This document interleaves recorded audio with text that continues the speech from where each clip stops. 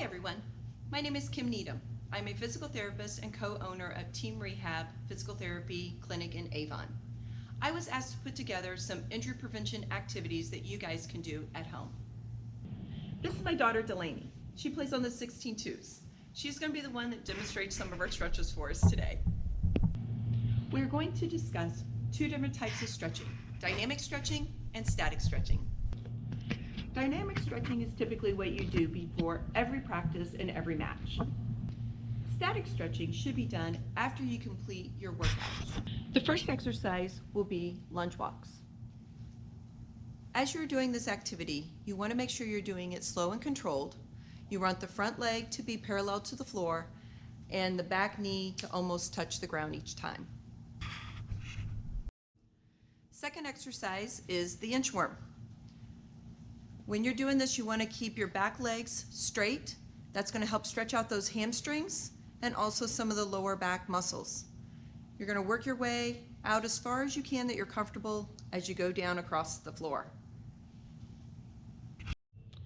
The next exercise will be a side shuffle with the arms. The main thing for this one is as you do it, you want your shoulders to stop about shoulder level. This is going to help increase that blood flow before you start swinging with those arms. The next exercise will be side lunges.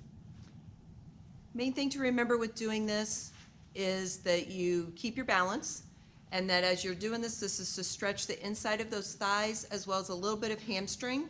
Do it slow and controlled. The last dynamic exercise is the power skip. You want to make sure that you have a nice high reach. As I said before, static stretching is typically done at the end of a workout to help increase with flexibility. We are going to hit on some major muscle groups. The first one is the hip flexor stretch. During this exercise, you want to lean forward by raising that arm up. You are also kicking in a little bit of your abdominals to get a good stretch. Each of these stretches should be held for approximately 30 seconds. Okay, the next exercise is going to be to stretch out the front of your thigh. So during this quad stretch, you want to be on your side. Make sure you are staying directly on your side and not rolling too far.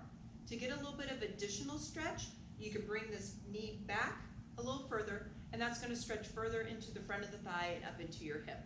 Hold again, 30 seconds. The next stretch is going to be a hamstring stretch.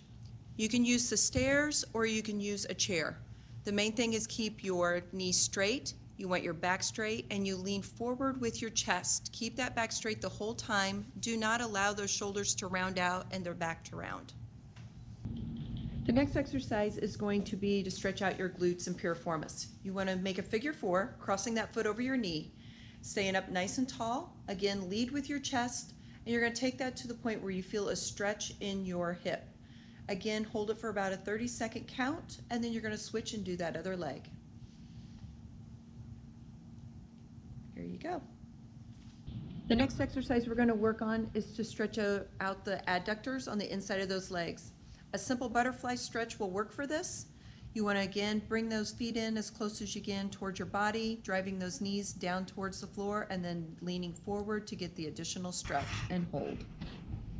Abdominal muscles can sometimes be a little difficult to stretch. The easiest way to do this is to perform an upward dog. Simply make sure you keep the hips on the floor and press up with those arms, stretching out those stomach muscles.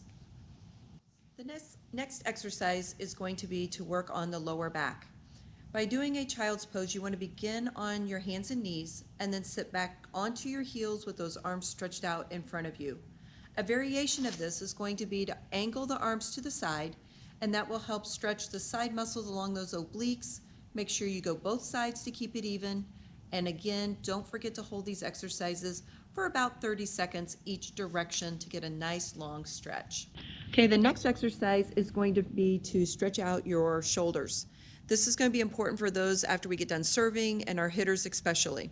So this is a sleeper stretch. You want to be on your side. You want your arms to be at like a 90-degree angle. Now you are going to gently take your palm towards the bed or the floor.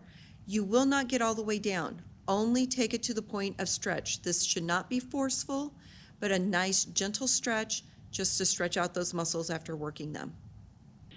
The last exercise we're going to do today is to stretch out the front of the shoulders by doing just a regular pec stretch in a doorway.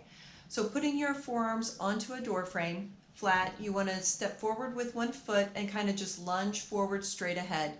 You should feel a nice stretch right across your chest and the front of your shoulders. Again, hold for 30 seconds. Do not bounce, just nice, slow stretching. Well, that concludes our stretches for today. Hopefully those will help prepare you for your return to the gym. Be safe and have fun.